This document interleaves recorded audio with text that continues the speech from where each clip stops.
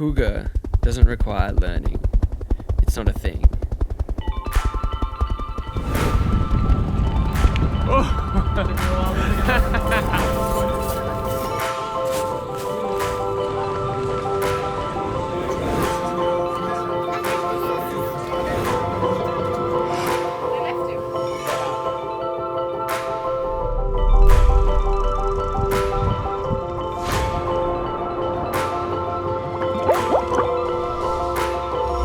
When I think about the hygge, I think mostly about the people.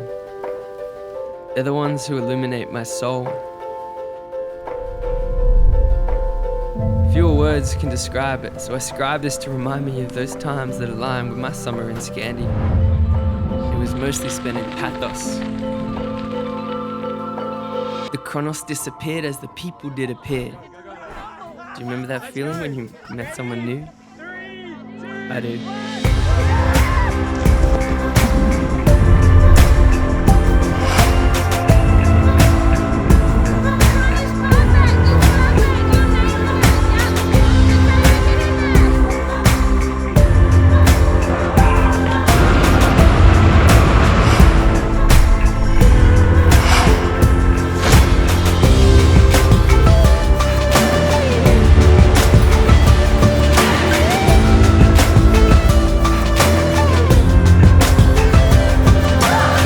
This is my hygge.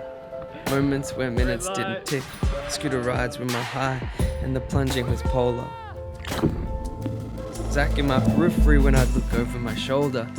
Mirrored mountains and vivid waterfalls, jaw-dropping wow-gasms. Yeah, I thought I'd seen it all.